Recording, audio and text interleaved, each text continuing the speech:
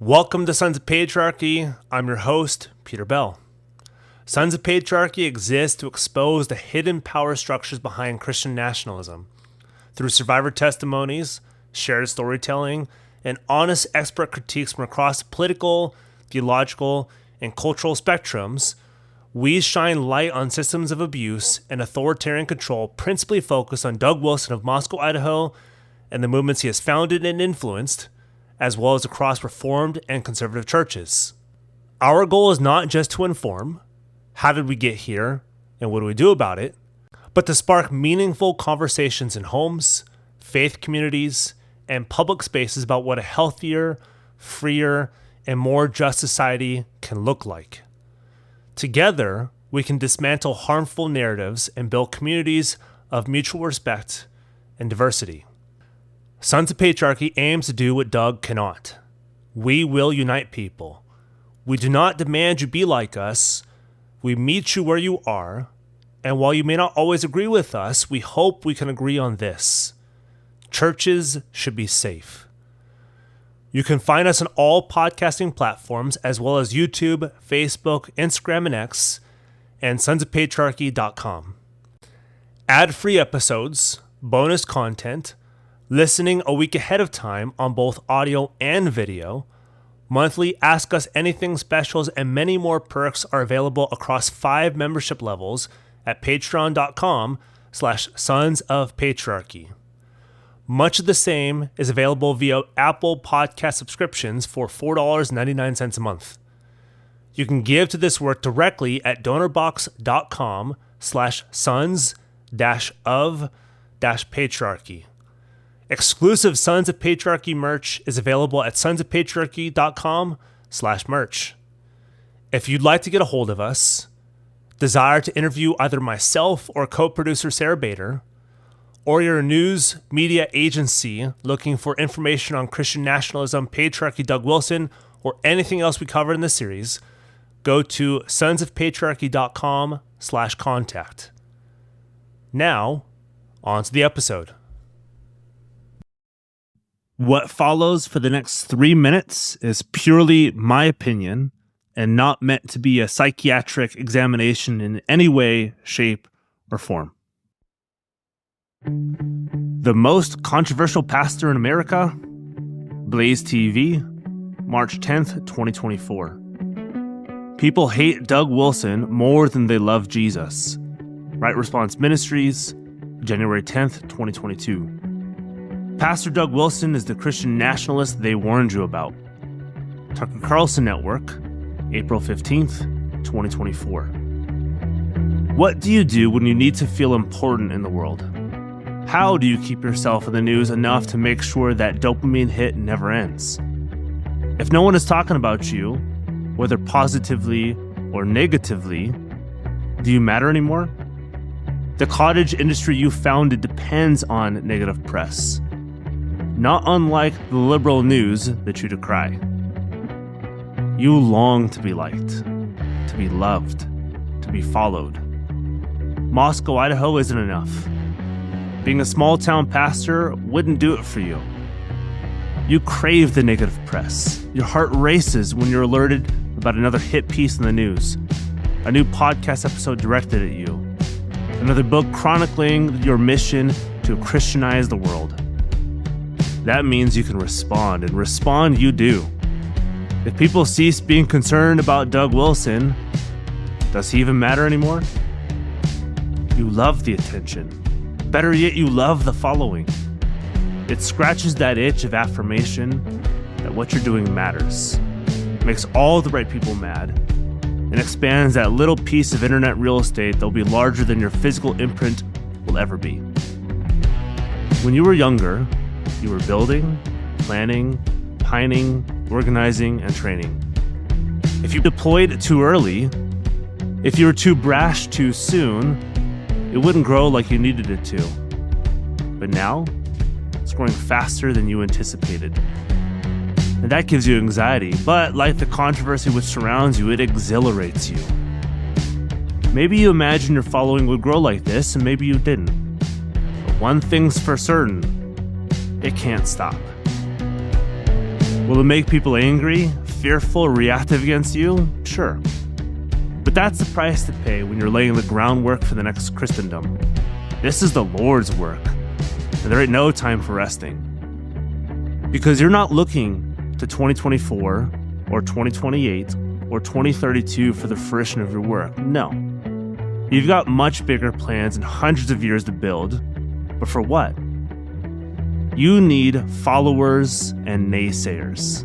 You need the devoted few, kind of like Jesus, and the hundreds of thousands who keep you in the news for whatever you or your followers say or do. If no one hears your sermons, reads your books, or reacts to any of the foolishness of your following, will anyone remember you? Welcome to episode 2, The Apostle to the Patriarchs. Who is Doug Wilson? Who are his influences, and why does that matter? We'll hear from a former professor of his, a former student, and a few others who've known him since he took over his church in the late 70s. But first, a message directed at Doug. Doug, when you left our department after writing a very fine master's thesis on C.S. Lewis and the freedom of the will, the only thing that I asked you to do was to use that degree responsibly. And I have to say that you've not done that. You are an embarrassment to our department and the University of Idaho. And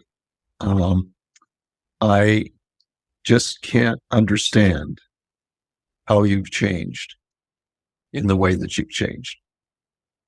It really breaks my heart. Who was that? I'll let him introduce himself. I'm Nick Geyer, Professor Emeritus at the University of Idaho. I use that title rather than retired because Professor Emeritus is a lifetime title. I have all rights and privileges of a professor at the University of Idaho, except voting in faculty members' meetings.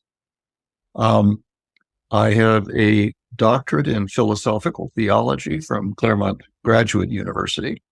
My major professors there, James Robinson, famous for the Gnostic Gospels, and John B. Cobb Jr., the world foremost process theologian. Why is he so disappointed in Doug? To answer that, we need to go back to the 70s when Doug enrolled at the University of Idaho. I had a class one day, first day of class, I think it was ethics, in the late 70s, early 80s. A very nice young gentleman came up after class and said, Professor Geyer, I hope you don't mind, but I will be defending the faith in this class. And I said, I don't mind at all. I look forward to the discussion. I like to joke now, and I didn't get a chuckle out of Doug when this was the last time we had any interchange, was in 2007 on the U of I campus. I repeated that story and I said, well, Doug, it's pretty clear that if I had said no, there still would have been a defending of the faith, right? And I was hoping that that would lend some humor to the conversation. It did not, and especially his students, his congregants, fellowship, Reformed Collegiate Fellowship. I was just trying to lighten the atmosphere of it. From there on, he became a philosophy major in our course, in our department. He took every course that I offered, and he did very well in every course. I think got an A in every course except Buddhism. At the end of his undergraduate career, he was in such a hurry that he started challenging courses. And that means that you would go to the professor, get the syllabus, do all the reading, take all the exams, and essentially challenge the course without attending class. His exams in Buddhism were not up to his standard or my standard. he got a C in that course. But otherwise, very exciting student to have in class, very bright. And sometimes I think the other students were getting annoyed at the interchanges that we were having. But I enjoyed them. And at all times, the interchanges were civil and friendly. I considered him a friend until after a debate that we had on abortion in 1993. Mm-hmm. And at that point, I don't know if I told you this before, but after the debate, which was very lively, and I think I had some reservations about some of the things. I didn't handle some questions in the Q&A very well, I didn't think. But otherwise, my position, I think I held it until just recently. But afterwards, Doug Wilson had a column in the local paper, and he repeated his position on the debate, the abortion debate, without telling anyone about how I rebutted and rejoined the debate. And I didn't take high school debate classes, but I do know that if you don't rejoin the rebuttals, you've lost the debate. All I drew from that is that I came to the conclusion that Doug Wilson was intellectually dishonest, and I gradually lost respect for him.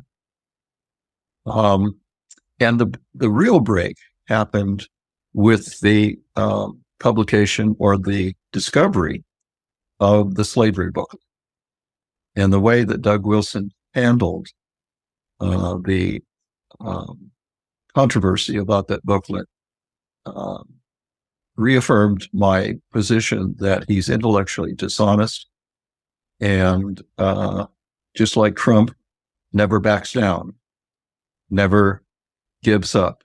His position recently on the slavery booklet is that there were some stylistic issues with that. That's all there was, and we've fixed that, although they haven't republished that, and that Black and Tan would take care of everything else with that controversy. And of course, there was more than stylistic issues. He's had for 20 years every possible opportunity, for example, to say that I don't believe that the antebellum South was the greatest multi-cultural and racial society in world history.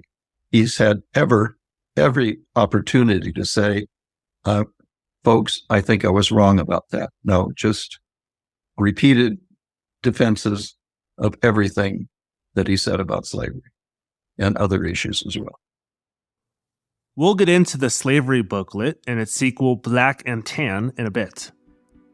But first, I wanted to ask Nick, what kind of change did he see occur in Doug between the 70s through to his final interactions in the 2000s? Was Doug always a provocateur? Did anyone see the seedlings of later Doug in earlier Doug? And the big question is, why? Why the change? Why the development? A lot has to do with Doug's late father, Jim. You see, Doug wasn't the first militant minister in his family. He learned it from his dad. Moscow, Idaho has the perfect combination for the kind of impact a militant church can have. The state's flagship university, University of Idaho, and small population size, about 25,000. Doug shared that vision with his father and expanded it far beyond his father's wildest imagination, but he shared little else. His father had the idea, and Doug, the execution. But did Nick see this early on in his interactions with Doug? The interesting thing, the more I think about this, is that I did not see anything in the student Doug that I now see. Okay. I don't know where this crawling over cut glass Calvinism came from. I think it came from Steve Wilkins. I think he learned his initial Reformed theology. I'm just guessing where he might have, run across Reformed theology. I just don't recognize this person from my classroom days with him. And the intellectual dishonesty, I would have caught that in his papers, right? One time, I challenged him to read Albert Camus. What's the name of his famous work? Boy, I'm just blank. And I said, The Plague, is that Camus? Not The Plague, but the famous book on suicide. I'm sorry, at 80 and a half, I'm just blocking on names and words. The Stranger. Yeah, not The Stranger. It's the philosophical work about Myth of suicide. Sisyphus. That's the one. The Myth of Sisyphus. Yep. Yes, thank you so much. I've been talking about that with people recently. Yeah. And I said, Doug, just for an exercise, please read that book. It was assigned in our existentialism class, and take a different view of it. That is, write a critique from a non-Christian perspective, just as an exercise. And he did that. And I gave him an A on the paper. So that's why in the abortion debate, I gradually lost respect for him during the 90s. I just cut off communication. We had some email exchanges, but I just didn't want to interact with them anymore. The interesting thing is that I continue to have a friendship with his father. And in fact, I met his father before I met Doug. And we had a friendship until he just died recently, a couple of years ago. And maybe this is new material. I shouldn't say this if we're going to have a fresh start here. But we had several meetings. We had lunch over the years. About 10 years ago, I had lunch with him because I discovered his book on evangelical evangelism. And we talked about that. And I said, Jim, that upraised crusader sword on the cover is rather provocative. Do you regret, having that cover? And he said, oh, no, not whatsoever.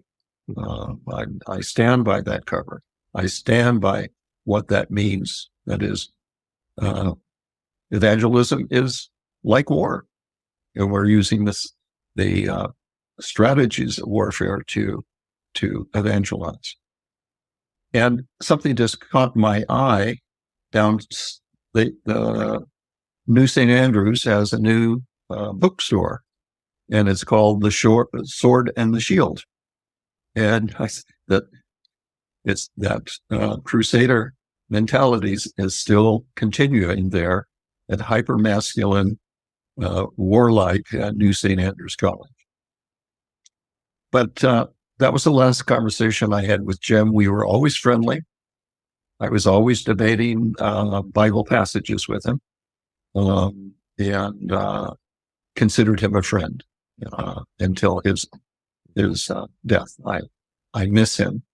And one thing I say about Doug dropped everything and moved in with his father. Mm-hmm. I don't know how many weeks that was, but I admired Doug for that.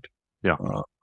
And his father was a very strong influence in his life, and he always recognized that, acknowledged that from the very first days of God's garage in the early years in Moscow. His father's idea, militant evangelism, combines with Doug's execution. Christ Church, Canon Press, New St. Andrews, the Logos Curriculum, Association of Classical Christian Schools, and on it goes. Theology that bites, and marketing that makes you uncomfortable in all the right ways. Doug was gearing up for a war no one else was aware of because he was going to start it. But Doug's father wasn't a Calvinist. He was stunned Doug became one, let alone one who baptizes babies. That comes from Doug's specific theological trajectory mixed in with a little bit of cultural ideology from a very specific sector within Christian circles: Christian Reconstructionism.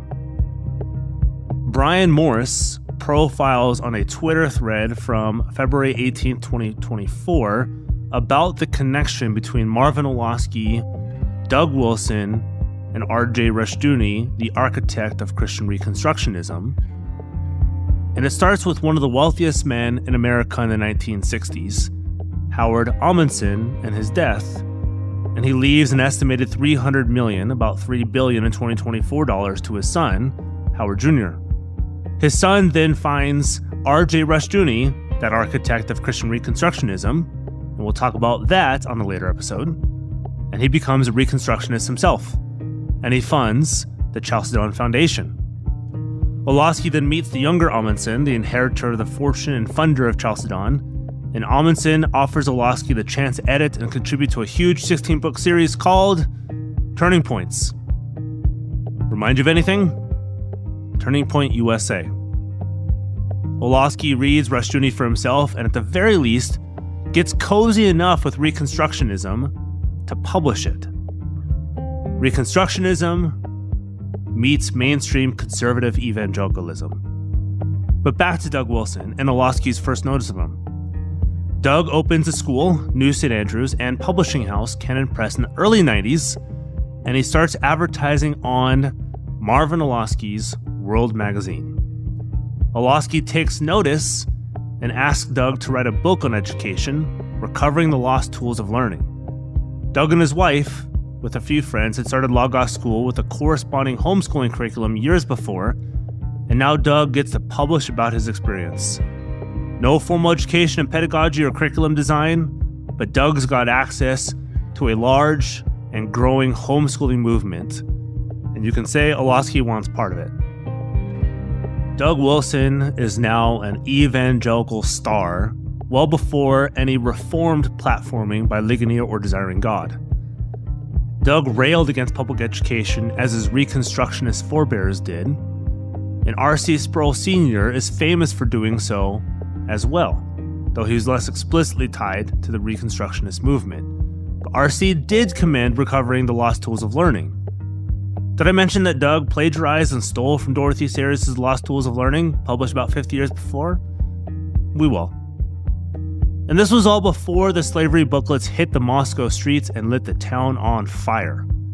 The parallels are striking between the slavery booklets and the thought of R.L. Dabney, the 19th century Southern Presbyterian, ardent defender of Southern slavery, a Confederate believer, a proud racist, and the one who gave R.J. Rushdoony all of his fire. Again, we'll dive into this in a later episode, Everything Reconstructionism. Doug was on the map in evangelical circles, but with the publication of the slavery booklet, he was now known in Moscow. You think Dougie didn't know what he was doing? He was a Reconstructionist, and now he's coming out as one. Here's Nick on the slavery booklets. Yes, first of all, it was hundreds of people that contributed money to a full-page ad. And the title of the ad was Not in Our Town. And the implication was, we don't want neo-Confederate ideas in our town or defenders of slavery. The most interesting thing about that is that a church member, I was in contact with this church member, actually paid for a second publication of that ad.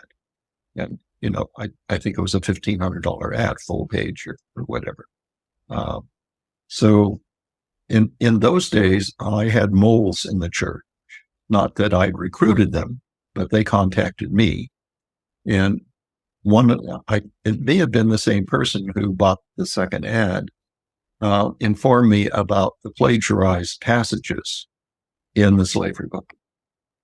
But the thesis of the booklet was, Doug says he's not embarrassed by anything in the Bible, including many things that he would continue to affirm.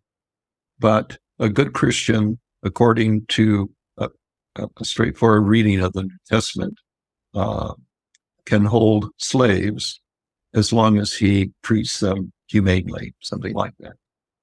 So that the institution of slavery in the antebellum South was, page 24 in the slavery booklet, the most harmonious, multicultural, multiracial society in world history. So that's the thesis. And recently, especially in the town hall in April of this year, Doug is backtracking a little bit in confessing and admitting that horrible things happened in the South. And of course, that's true. Mm-hmm. And one of the questions from the floor via the internet was the slave narratives that are housed in the Library of Congress, I guess. And we all know the horrible stories. And Doug said, well, those were, I guess, the bad Christians. A good Christian would not have mutilated slaves or impregnated them or something like that. So that was a little bit of an adjustment to the thesis of the slavery. Mm-hmm. And just for the information of the general audience, Doug did remove the sale of the slavery booklet from Canon Press. But as I always tell people, there are thousands of copies of that book distributed around, mainly in Doug Wilson's schools, maybe elsewhere, churches affiliated with Doug Wilson. It's still there. Mm-hmm. And then he wrote a book called Black and Tan, yep, as a follow-up. And I've not studied it. I just was really tired of the whole issue. Mm-hmm. It is essentially a very arrogant attempt to respond to, why do I always lock on the professor at the University of Washington, a professor, an expert in the antebellum South, Tracy? Why, I can get that to you. But anyway, he was a member of Doug's mission church in Seattle, and was very embarrassed by the slavery booklet and verified the plagiarized contents. He knew the original book very well. And I just find it really amazing that Doug would not acknowledge and respect an expert on the South. In addition, a member of his own mission church in Seattle. But he took it upon himself to, rebut an expert at the antebellum South and make himself, an authority on slavery. That has always really amazed me. It's a sort of a sign of a Doug Wilson that I never knew, never even saw potential. He was I wouldn't say a humble man, but he was not an arrogant man in class. I've had arrogant students. So I'm really puzzled about the transformation that happened in Doug's character. And Jim's father was really very, very concerned about this. He told me that he met with Doug and his brother every Wednesday morning for prayer and breakfast because his brother, Evan, had become totally estranged from Doug. I don't think they've ever been reconciled. And Jim said, it's just really breaks my heart to see my two sons in this situation. And I think Jim also it was just, he could not understand why Doug had changed his theology to such a degree. Yeah. And I don't understand it either. And I may be totally wrong that it was Steve Wilkins, but that's the only link that I know of and could make any argument for. What does Doug have to gain for coming out as a Confederate apologist? Moscow, Idaho isn't a conservative town. It's a college town. It's progressive. How does he think this flies there? What happened to the man who defended his faith in class in the late 70s and early 80s, who became good friends with his non-Christian professor, to now publishing vitriol of a racist flavor? Why did Doug publish this booklet? He swears he's not a racist, nor was he defending slavery per se, but why publish it when he did? You can summarize this in a quote. If no one hears about you, do you even matter? I bet Doug can't stand not being in the news and at the tip of tongues, whether that be in praise or with hate.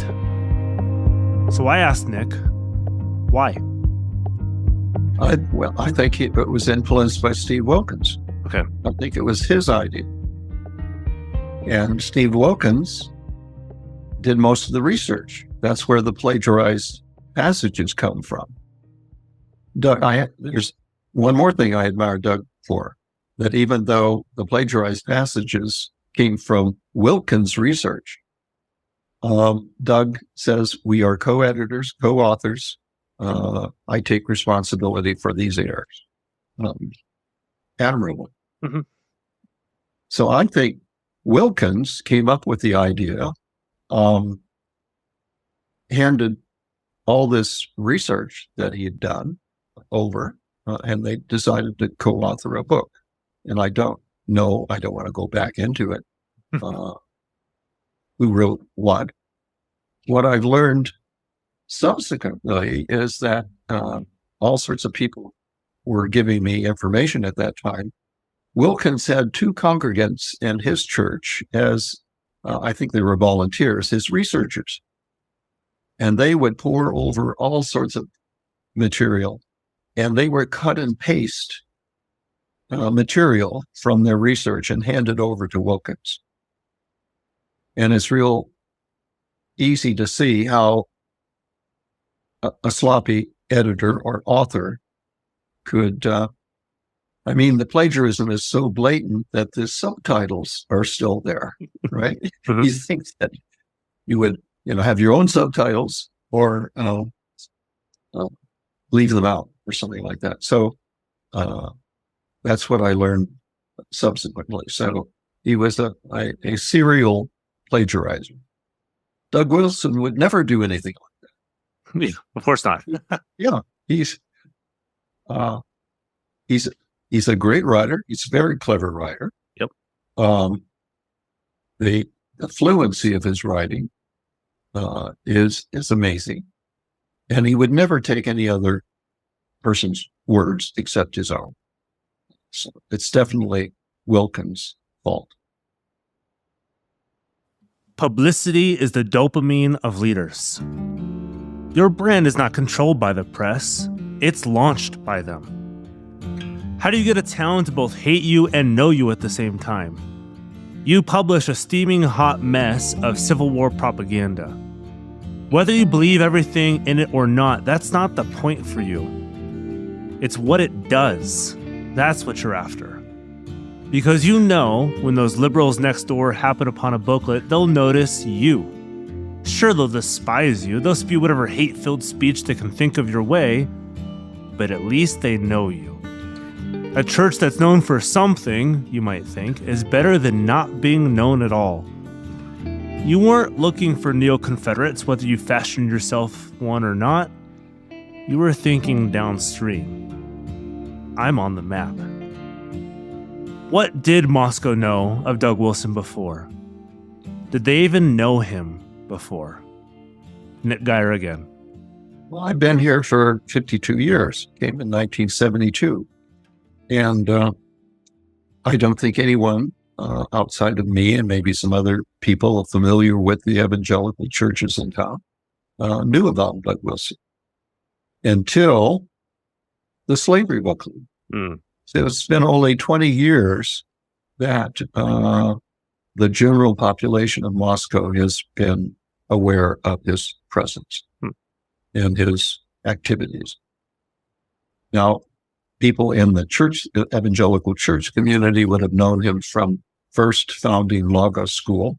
And as I understand it, there was a controversy there. It seemed to be smoothed over, and you may have some information about this, that he, I think, was removed from the board or took a minor sort of role in administering the school so that all the evangelicals in the area would be happy sending their children there. Now, I think even before the slavery booklet, this is almost the same time, Doug came to the city council for a permission to have New St. Andrews downtown. It had originally started in houses in the neighborhood. Even then, he was breaking city rules about having churches in town.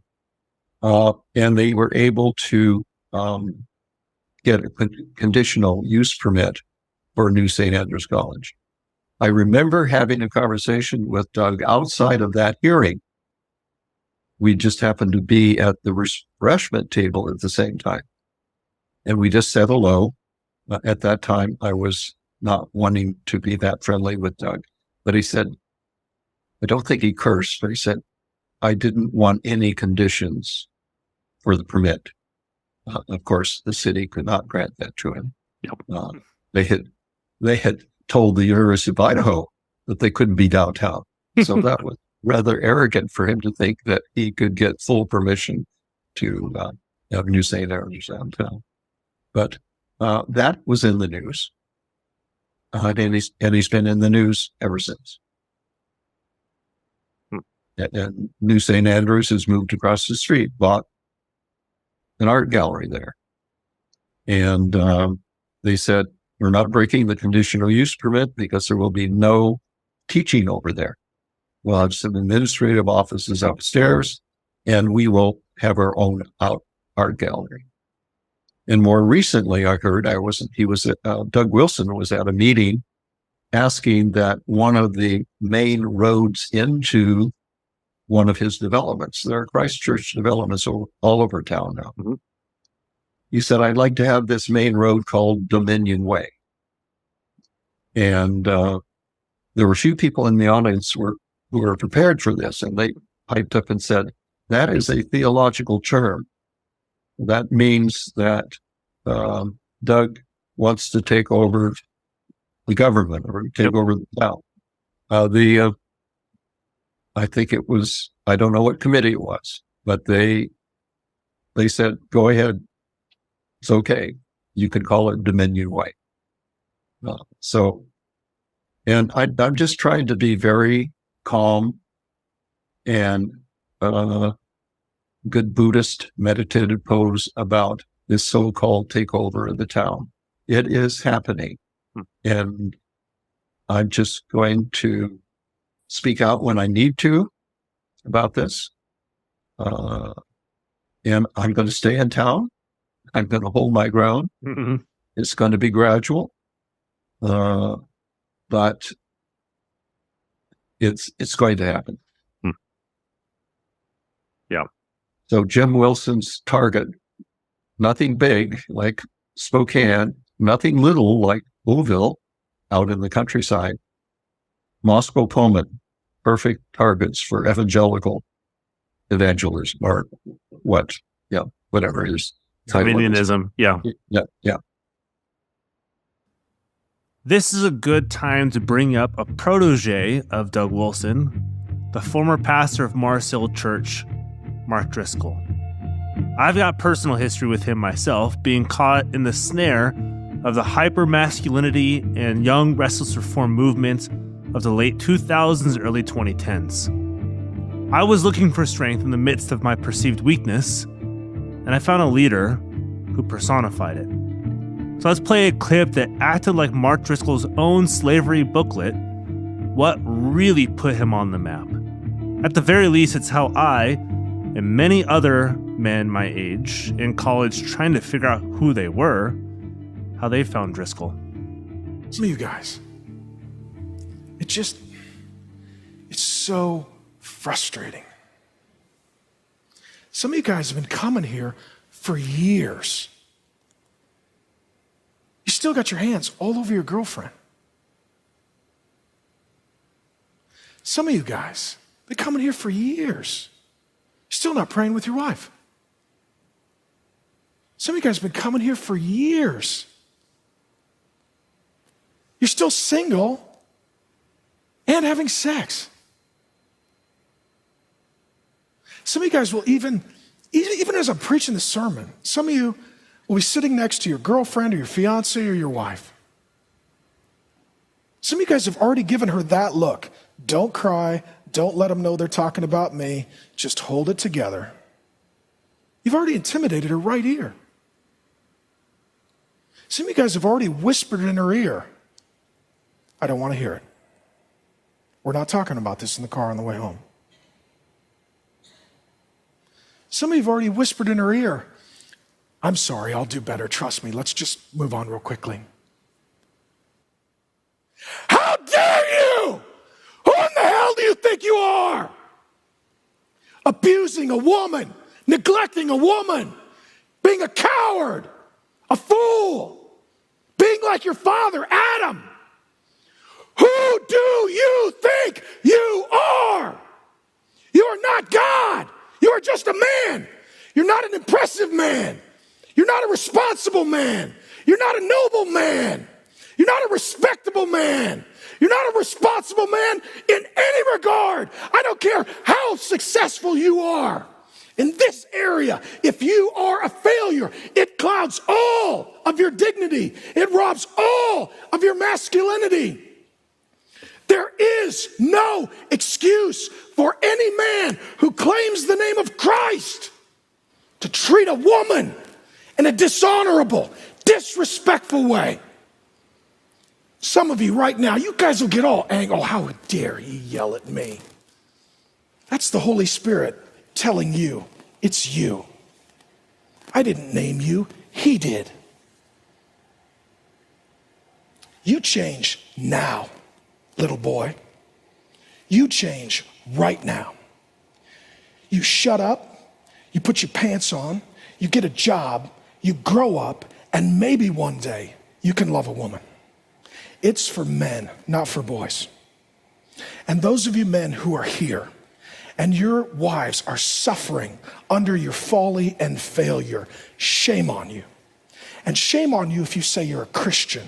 And shame on you if you've been attending Mars Hill. And shame on you if you've been surrounded by good men and have pursued none of them. And shame on you if you've not become a member and submitted to spiritual authority. And shame on you if you've not joined a community group so you can walk in darkness. And shame on you if you show up to put communion in your hands, representing the body and blood of your murdered Savior, and then go put them on your girlfriend or download porn from the internet or raise your hand in a threat to your wife.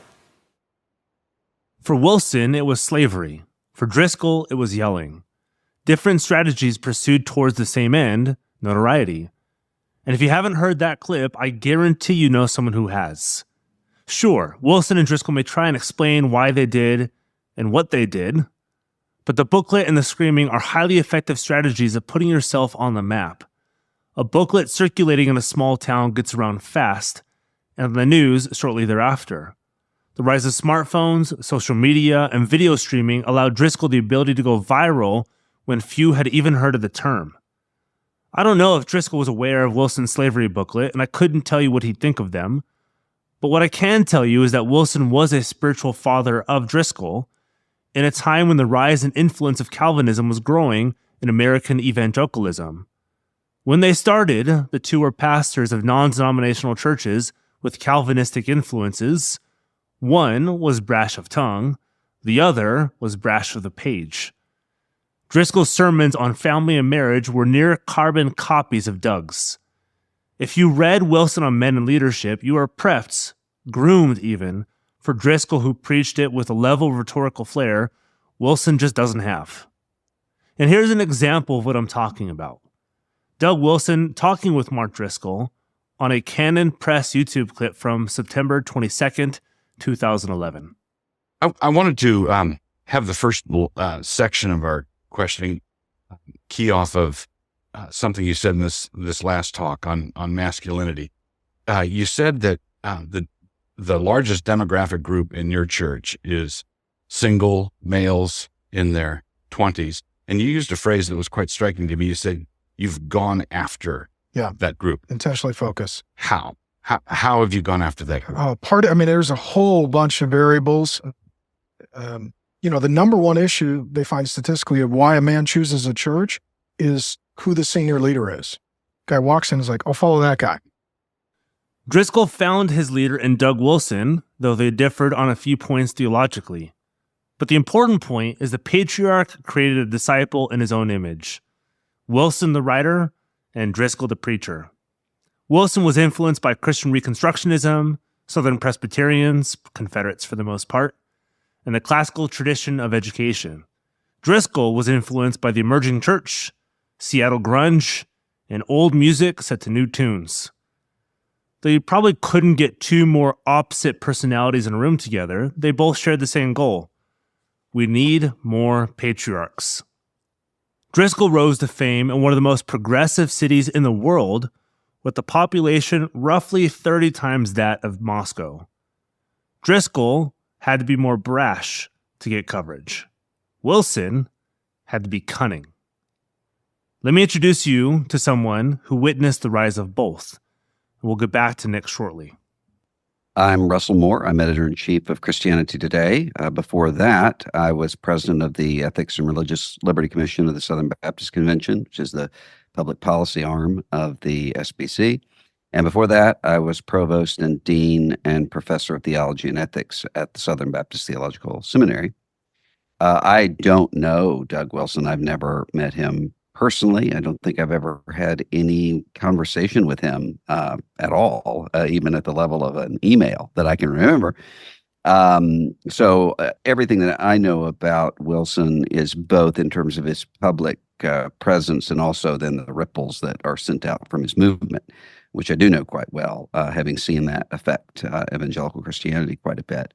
I think the first time I was ever familiar with Doug Wilson would be when I was in seminary in the early to mid 90s, reading a magazine that he put out called Credenda Agenda. Yep. And the reason I became familiar with that, I was one of the at the time, very few of us.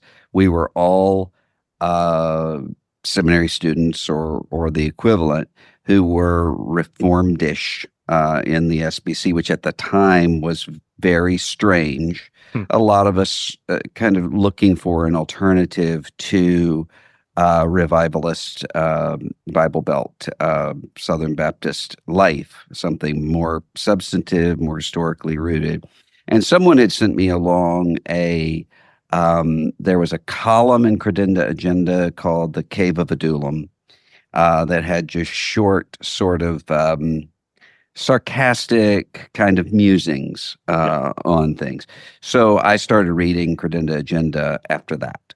And then I disagreed with a lot of it. Even at the time, it was post-millennial, kooky, sort of KJV only, Texas Receptus only type stuff. And so a lot of it was kind of, can you believe they're actually arguing this? But there were some things that I thought were good critiques of kind of consumerist evangelicalism at the time, and it was funny. It was really satire. Really, yep, he's known for satire. Yep. Yeah. So it was almost like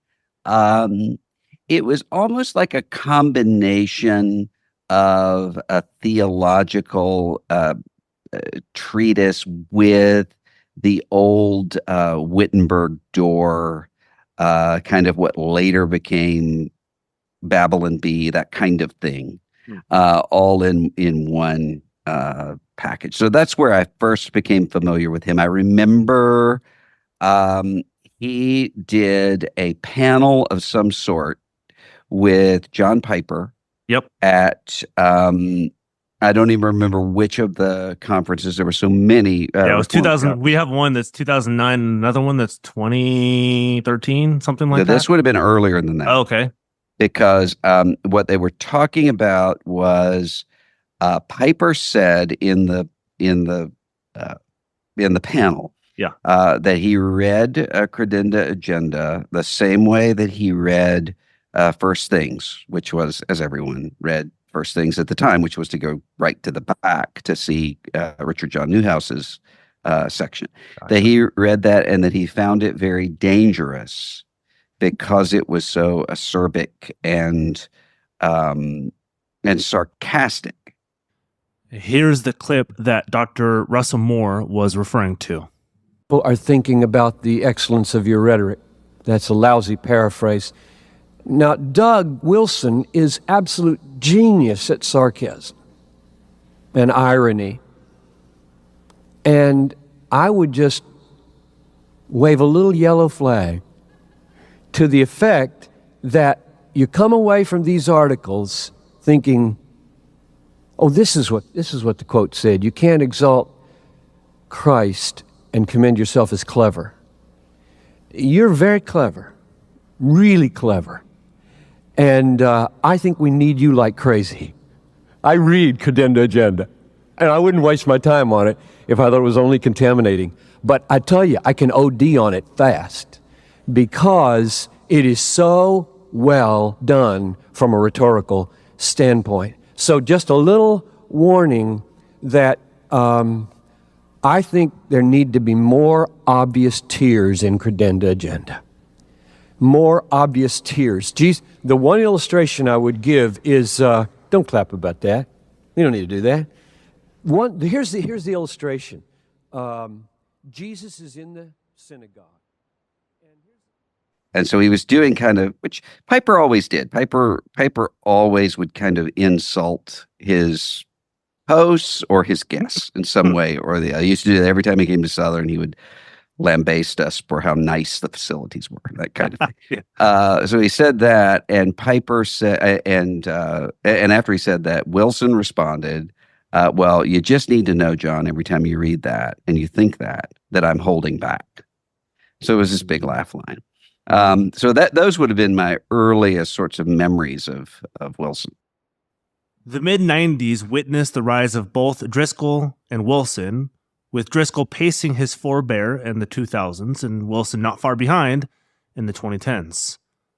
One thing Russell notes is the rhetoric of Wilson, which he compares to his nearest analog, Mark Driscoll. Russell continues. Well, I saw it with Wilson pretty early on, not in terms of the sexual sort of coarseness that would come along later, but in terms of what seemed to be an intentional effort to shock, in order to, and in a particular kind of way, not in order to arrest people's attention and sort of get them out of preconceived notions. I mean, that's a teaching mechanism that Jesus does that too. It was more along the lines of, it seemed to me, to get people to feel as though they were part of the bad kids in the classroom. That sort of a vibe was present really early on with Wilson, and then started to accelerate.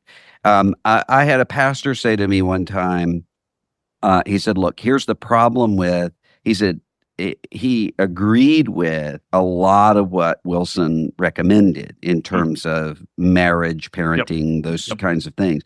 He said, the problem is I can't give out Doug Wilson books because even when it's 90% sort of straightforward counsel, there's 10% of it that's just howling at the moon crazy and intentionally so. And by that, he wasn't even talking about some of the things that I would say are crazy. He was talking about, I think he used the example, you have you have an extended discourse on how to raise boys that includes a section on legalizing drugs or something like that, which I think he saw as unintentional, that Wilson's crazy was kind of showing itself through. I think it was intentional, and I think there's a parallel with what we saw later with Driscoll and with Trump. Yep.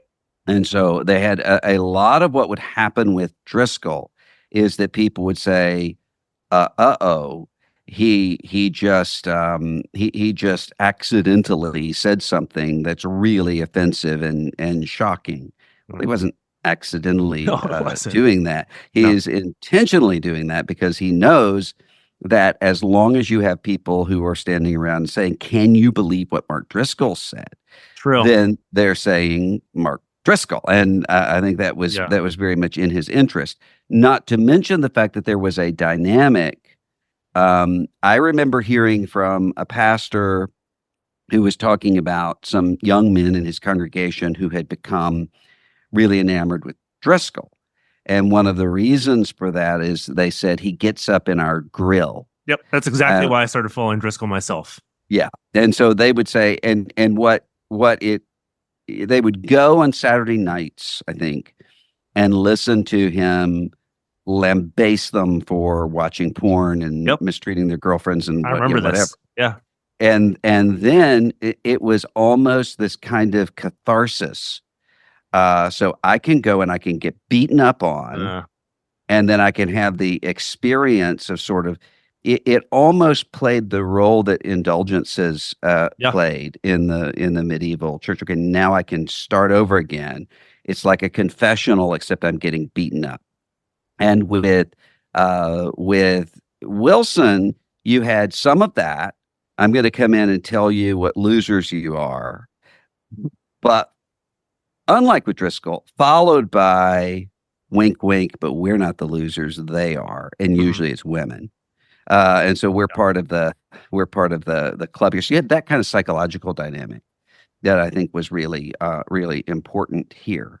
The coarseness, I'm not sure when that started developing to the degree that it did. But you look at the parallel with Trump, is that a lot of people, especially on the outside world, will assume, okay, the people who are hardcore Trumpists in evangelical world are sitting down and making this kind of calculation, which is to say, I don't like this, but I'm going to get these certain things. And there were some of those people, but not nearly as many as people think. For a lot of people, there had been this habituation of a kind of entertainment, professional wrestling sort of interest, where what someone is looking for in the leader is sitting on the edge of your chair. What's he going to say that's going to really be shocking here? So you saw that in kind of the Pentecostal prosperity gospel world with your Kenneth Copelands and your Joyce Meyer. I think there's a lot of parallel between Joyce Meyer and Doug Wilson, because Joyce Meyer is, whatever else she is, she's a really skilled stand-up comedian. And she's a particular kind of stand-up comedian where part of the laugh comes from this sense of unexpected, I can't believe she just said that. True. Sort of thing. Wilson does that too. He just does it he does it with his particular subculture. Yep. But it's the same dynamic, and Trump really perfected that well. And so you're able to feel as though the reason that people don't respect me the way that I think they ought to respect me is because they're awful. And I'm with a group of people where we can laugh at that. And I think that gives a certain kind of community to people. What we saw early on with Wilson, we witnessed later with Driscoll, and then with Trump. Well, who do you think Driscoll learned it from?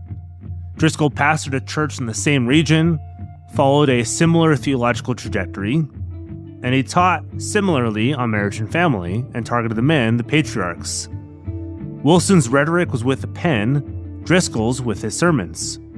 Wilson, though, was not nearly as gifted orally as Driscoll, and Driscoll doesn't have anything close to Wilson's writing ability. What they both excelled at, though, was subversive speech. Because, in order to grow your tribe, you have to rile them up. If you can just say enough to get the media mad at you, you know your audience grows exponentially. And when the world watches, your churches grow, no matter how quick the criticism comes. But back to Nick. For someone so tender and soft-spoken, you might be wondering, how did he ever get along with Doug? How does someone who's grown so opposed to everything Doug stands for ever strike that relationship up in the first place? For a professor to still care this much about his student, there's got to be some baseline respect. How did Nick and Doug become friends in the first place? The professor with the disgraced patriarch. I think we had mutual respect for one another in the classroom and outside the classroom. That started to fade, like I said, in the 90s. Mm-hmm. But I think we still recognized each other as honorable opponents. Mm-hmm. In that 2007 interchange, it was still civil. There was no rancor. I pressed him on a few points. My main issue going to that meeting was that I had heard that Doug preached that it was okay to lie to spread the gospel. And we started with Rahab's lie in the Old Testament. Yes, Peter, you gave me the reference there. I'd never known exactly. Joshua 2. Yep. Yeah. And what I regret now not doing at the end of our talk about that was that Rahab's lie was contingent upon a situation, that is, to get the spies in or whatever the story was. And Doug had continued that frame of reference to lying to the Gestapo to save a Jew if you were harboring a Jew in your house. But I regret now not really finishing that argument. Those are all prudential acts. They were prudent in the moment, but you would never recommend lying as a policy. And it seems like from the pulpit, Doug Wilson was making lying to spread the gospel as policy, not at all analogous to Rahab or saving a Jew. Mm-hmm. So that was the last. And that conversation was just like we had conversations in class. It was respectful. I could see that his students who had hosted that class were getting restless. I think they were thinking that, Geyer is, getting the best of our pastor. I don't think that was, maybe I could have got the best of him if I'd finished my argument, but they were getting restless. I wanted to continue the discussion. I think Doug wanted it too, but the student host got up and said, before the 9 o'clock hour, that the meeting had ended. Like Driscoll's get on the bus or get run over, we've got a pile of bodies behind the bus. Wilson's is, you don't like my rhetoric? You probably wouldn't like Jesus's. And you certainly wouldn't like the prophets. He gives himself a certain amount of authority to say what he wants, however he wants to say it. Why? Because he's the apostle. He's the head honcho. He gives the marching orders. Our culture is weak, our vocabulary is soft, and our pulpits are ineffective. We've got men being ordered by women, men serving women, and women leading the households and our government. If we don't use strong language, masculine language, subversive language, we're not going to right this ship, and America is going to drown. The figurehead needs power. He needs authority. He needs eyes. What used to take every few years for Wilson has been shortened to every few weeks. The more often you take the drug, the more your body needs to satisfy that same craving. Wilson isn't capable of staying out of the spotlight anymore. That thing he used to deride. He was the anti-evangelical for so long, but now he craves it. Driscoll grew quick, reached his peak, and fizzled fast. Yes, he was rising again, but just wait a little while for another fall. But Doug is strategic, remember that? Doug does nothing quickly. His words are measured, his actions calculated. He's thinking generations from now, where the future patriarchs continue his legacy when he's long gone. Thinking long term, for someone who's known Doug as long as Nick has, what's his advice for those who want to follow in their teacher's footsteps? Well, of course, I would say, don't come here. He is a con man. I might come up with a different word for that. He's deceitful. And let me, if I can take a little time here, I'm in the paper and I've got my email. So I wrote 2 responses to the town hall meeting, and I had my email right there. A woman emailed me and said, I would really like to have you over for Sunday afternoon. I've got some serious things I want to ask you about.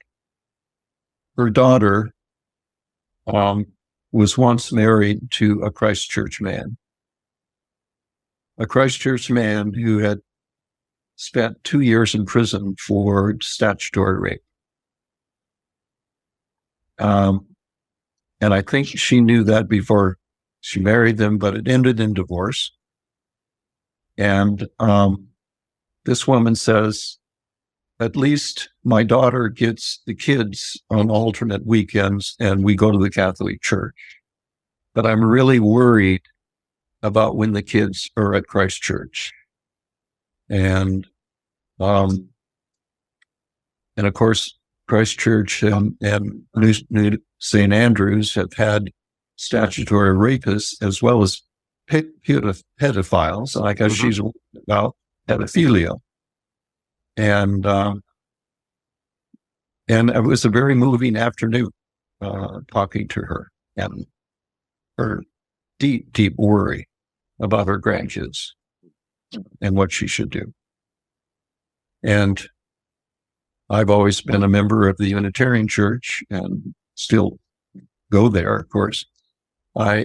And Unitarian Church is a refuge for a lot of families that have concern about what their children are going to be exposed to. And that's all I could really recommend, is that she seek counsel with people that I trust. But it was just a very sad afternoon to learn that she says, I can't sleep. I don't know what's going to happen to my grandchildren when they're with that other family. It doesn't have to be this way. We shouldn't want men following other men or women following other women. The Apostle Paul himself says, "Follow me as I follow Christ." We follow not a master who's building an empire, but the servant who gave himself up for you and I on the cross. Jesus came not to be served, but to serve and give his life as a ransom for many. The Patriarch demands respect. Jesus earned it. I get it if you've left the church because of someone like Doug, or because of Doug himself. I understand if the church is the apex of the patriarchy in your mind, if the men rule and the women rule. When the men are geared more for war than they are for service, when the women are feared more than cherished. You see, Wilson isn't the problem, he's the symptom. Our culture longs for love and acceptance in the midst of a competition for likes and downloads, wherein the extreme is the norm, and the norm is the extreme. We need pastors who seek to build up others, not themselves. Those whose speech is not aimed to shock and awe and maybe drum up a bit of disgust, but whose speech paints the picture of the glories of Christ. Because that dopamine doesn't last. Those clicks will never be enough, and fame is but a fickle friend and a maniacal master. A pastor whose archives include those of his controversies, guess what? They're looking for more controversies. Because if there are no more controversies, that means no one's looking.